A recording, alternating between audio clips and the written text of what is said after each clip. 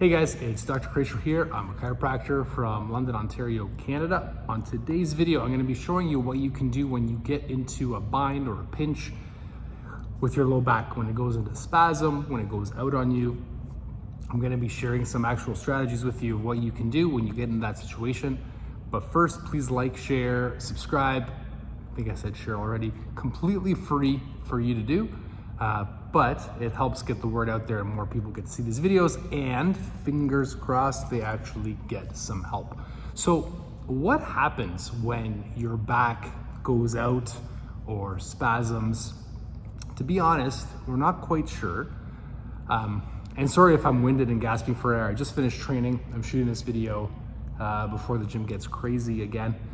But as far as we can tell, going back to the question, what ends up happening is something rubs on something else, whether it's a ligament on a muscle or some cartilage, we're not sure, but things are rubbing, and then the inflammation comes, and when the inflammation comes, that's when the pain starts to set in, and that's when you get that weakness and that burning and that, that it's just a mess, okay?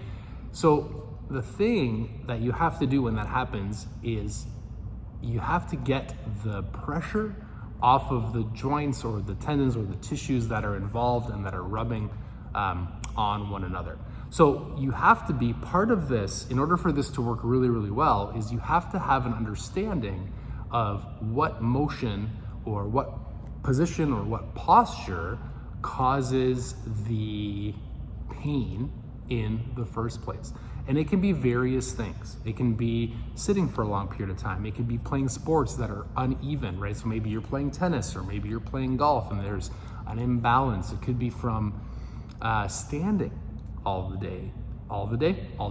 And the reason that that's important is because once you understand what positions cause the problem, you will understand what positions relieve the problem. Because there's unlimited examples. I can use myself as an example. So for me, I know that I have problems with my discs. So when you have trouble with your disc, if you're in this position where you're seated and you can see my low back comes out like this. So in this seated position, what that does is that puts it flexes my spine, it puts a lot of pressure on the discs, and after a while it starts to cause pain for me. On the other hand, when I'm standing up, when I'm upright and my back is extended like this, that takes the pressure off of the discs. So that is really comforting and relaxing. So I know that if I spend a lot of time sitting, working in this flex position, my back is going to start to hurt. So my strategy is to spend time. So after I've spent some time sitting, I'll get in this position like this. So my back is extended. And again, the important thing for you is to find a position that is pain-free or less pain, right? If you are the opposite of me, this is the position that you don't want to get in. But for me, this is the best position. And all that I do is I sit and I relax here for 3 minutes. And all I'm doing is I'm taking some deep breaths and letting my low back melt into the ground. And it's taking the pressure off of all the joints.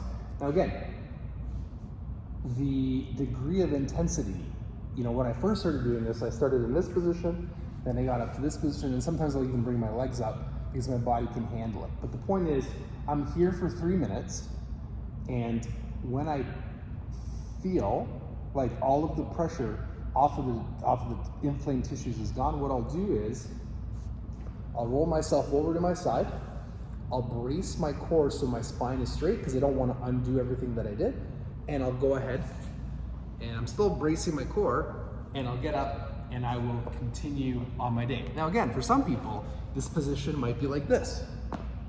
You might be laying down and just letting your low back melt into the ground. For some people, the position might be like this. The point is you have to find this position where we're taking the pressure off of the inflamed joints, inflamed tendons, whatever it is that's inflamed, spending some time there. I recommend 3 minutes, and then bracing your core, getting up and continuing. You can't overdo it. It's just an exercise where we're taking the pressure off of inflamed tissues. So you can't overdo this exercise. If you're in situations where you have to sit for work or you have to stand for work and you're in this cycle where your back is constantly hurting, try to make time every day to get in those positions as many times as you can during the day to take the pressure off your back, okay? That's the strategy for when your spine goes off. Or when it goes out or when it starts to hurt, find that comfortable position and spend some time there, calm everything down, and then try to get your day going again. If you have any comments or questions, please post them below. I would love to start a conversation around this. Hope you're having a great day, and we'll talk to you soon.